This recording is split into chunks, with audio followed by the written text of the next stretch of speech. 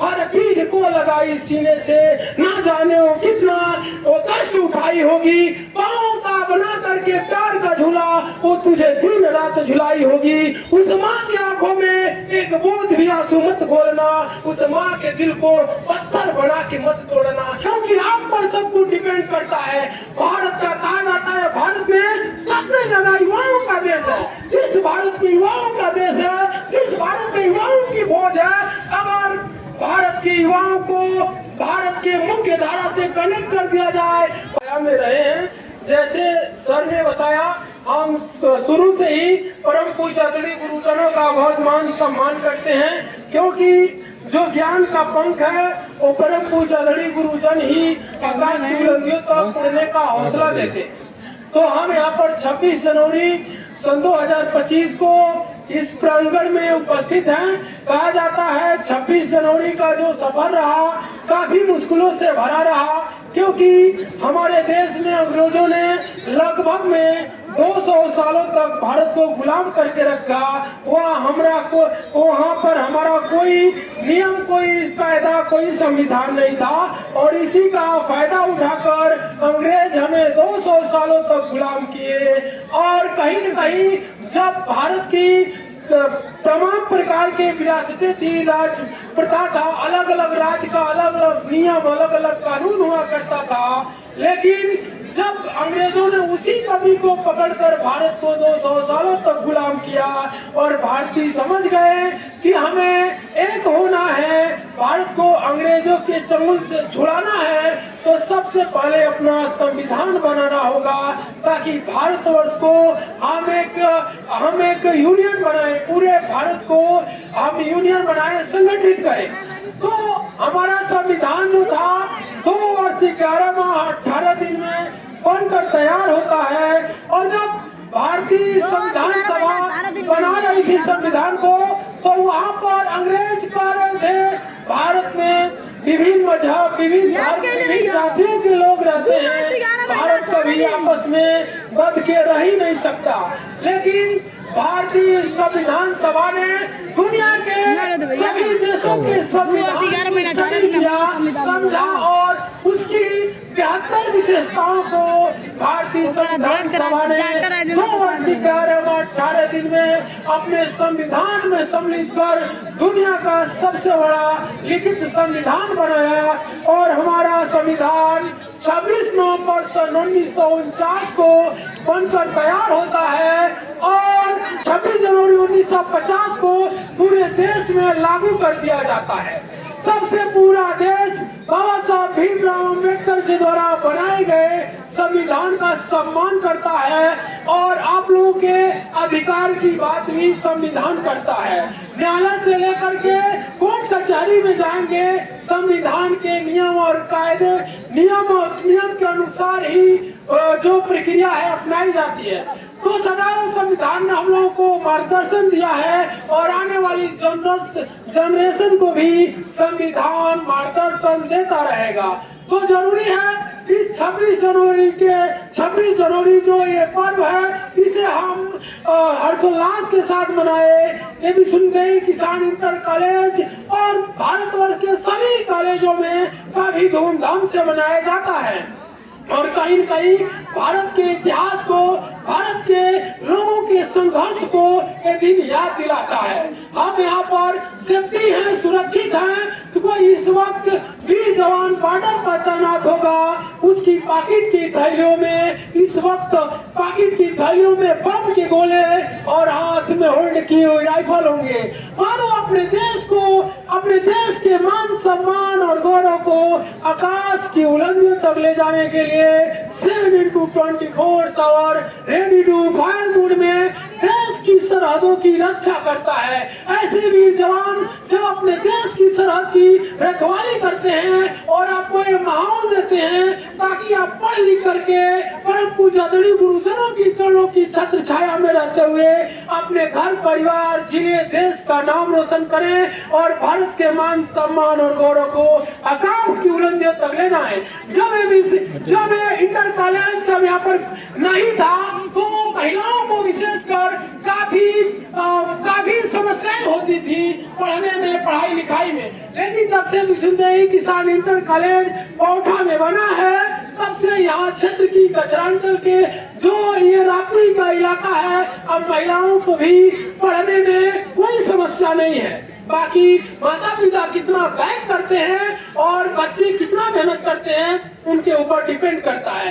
ये आपके कछार में नदी के किनारे कौन सोच सकता था कभी इंटर कॉलेज होगा, लेकिन इंटर कॉलेज खुला है। विश्वविद्यालय किसान इंटर कॉलेज पौठा की पृष्ठभूमि से आप सभी लोग वाकिफ होंगे, लेकिन पौठा की पृष्ठभूमि पर राप्ती नदी के किनारे विश्वविद्यालय किसान इंटर कॉलेज शिक्षा का वो मंदिर है जो सीधे बच्चों और बच्चियों को भविष्य में एक पंख उड़ाता है, भविष्य में एक पंख लगाता है, उनके उज्जवल भविष्य के लिए पंख देता है, ताकि वो आकाश की बुलंदियों तक अपने घर परिवार के मान सम्मान और गौरव को बढ़ा सके। तो आपके लिए अपॉर्चुनिटी है। परम पूज्य आदरणीय गुरुजनों की चरणों की छत्र छाया में रहते हुए ज्ञान को ग्रहण करिए, क्योंकि आपका जो ज्ञान कहा जाता है, शिक्षा उस पंख की भांति है जो सदैव स्वर्ग की ओर उड़ान भरती है, और जो स्वर्ग की तरफ उड़ान भरने वाली आप लोगों की पंख है, वो पंख की मजबूती परम पूज्य आदरणीय गुरुजनों से मिलेगी। और जब एक गुरुजनों से मिलेगी, वो दिव्य ज्योति आपके अंतःकरण की अंतरात्मा में एक ऐसी शक्ति का संचार करेगी कि अपने माता पिता के मान सम्मान गौरव के साथ साथ आप पूरे कचरांचल के लिए एक ऐसा ज्योति पुंज बनेंगे जो आकाश की बुलंदियों तक मणि की भांति चमकती हुई दिखाई देगी। तो आप अभी से ठान लो, क्योंकि जिस माँ ने आपको जन्म दिया होगा, शुरू से एक ही कामना की होगी कि मेरे लाल के जीवन रूपी हृदय की कोमल थाल में फूलों की झाड़ियां खिलेगी। लेकिन हम जैसे लाल बड़ा होकर के अपने जीवन रूपी हृदय की कोमल थाल में कटीली झाड़ियां उगाते हैं। तुझ तारे माँ बाप का क्या कसूर, जिन्होंने तुझे इस मातृभूमि पर जीने के लिए जन्म दिया है।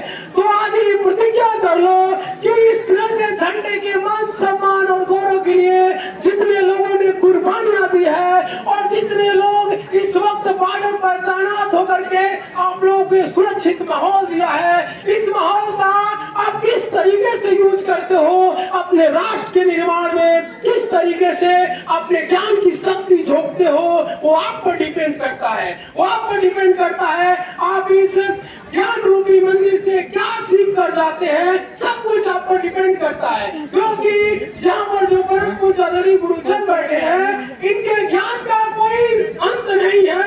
जहाँ तक सोचोगे ज्ञान की सीमा, उससे 2 कदम आगे पाओगे।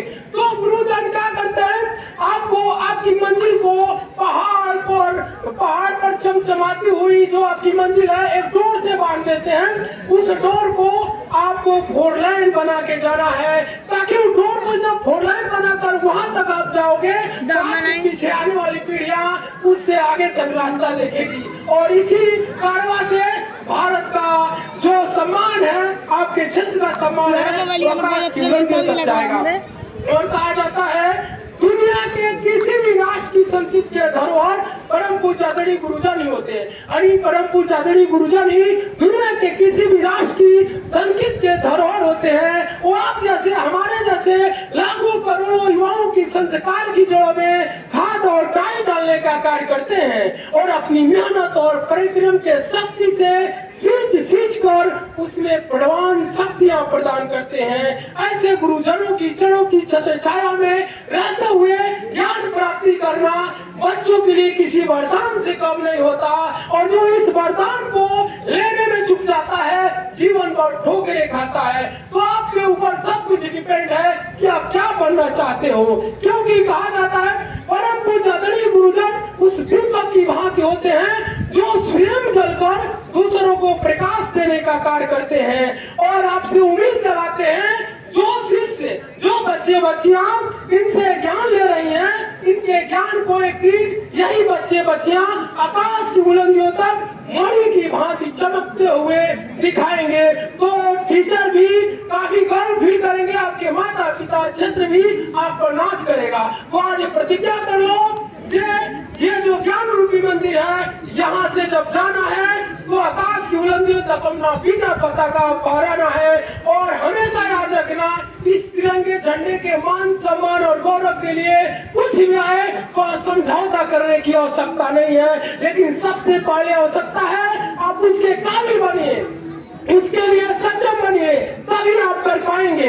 तो इस कचरांचल की धरा पर राप्ती नदी के किनारे विश्वविद्यालय किसान इंटर कॉलेज ज्ञान का मंदिर है। इस ज्ञान के मंदिर में हम सभी से अपील करते हैं, आइए और परम पूज्य आदरणीय गुरुजनों की चरणों की छत्र छाया में अपने ज्ञान की ज्योति को बढ़ाइए और पूरे कचरांचल के साथ साथ पूरे भारत का मान सम्मान और गौरव को आकाश की बुलंदियों तक ले जाने का प्रयास करिए, क्योंकि आप पर सब कुछ डिपेंड करता है। भारत का कहा जाता है, भारत में सबसे ज्यादा युवाओं का देश है। जिस भारत के युवाओं का देश है, जिस भारत के युवाओं की फौज है, अगर भारत के युवाओं को भारत के मुख्य धारा से कनेक्ट कर दिया जाए, भारत के युवाओं को भारत के युवाओं का टैलेंट भारत के निर्माण में लगाया जाए, तो फिर भारत के मान सम्मान गौरव को, भारत को सुपर पावर बनने से दुनिया का कोई मुल्क, कोई राष्ट्र नहीं रोक सकता। इसके लिए आवश्यकता है कि यहाँ पर युवाओं के टैलेंट को भारत के निर्माण में कैसे लगाया जाए, कैसे योजनाएं और परियोजनाएं लाई जाए। तो आप लोगों के उज्जवल भविष्य की ढेर सारी शुभकामनाएं। हमेशा वीर जवानों को याद करते रहिएगा और जब जब याद आए अपने माता पिता के उस संघर्ष को जरूर सोचिएगा।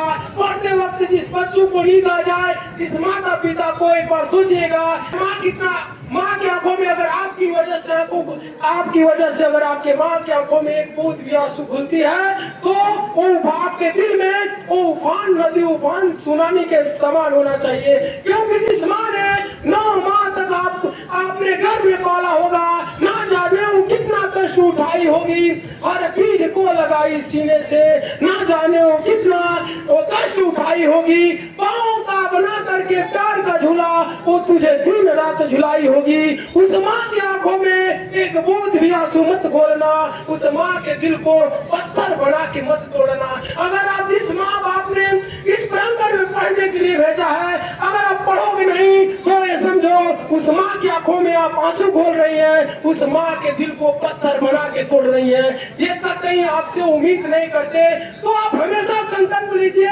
यहाँ से अच्छा सीख कर जाइएगा। आज हमारा गला साथ नहीं दे रहा है, क्योंकि हम 7 दिन लगातार महाकुंभ कहा जाता है, दुनिया का सबसे बड़ा धार्मिक स्थल महाकुंभ है, महाकुंभ के ग्राउंड रिपोर्टिंग कर रहे थे। करते करते गला काफी साथ नहीं दे रहा है, तो आगे मैं अपने भाषण को आगे नहीं बढ़ा पाऊंगा, अपने वाणी को विराम देता हूँ। जय हिंद, जय भारत।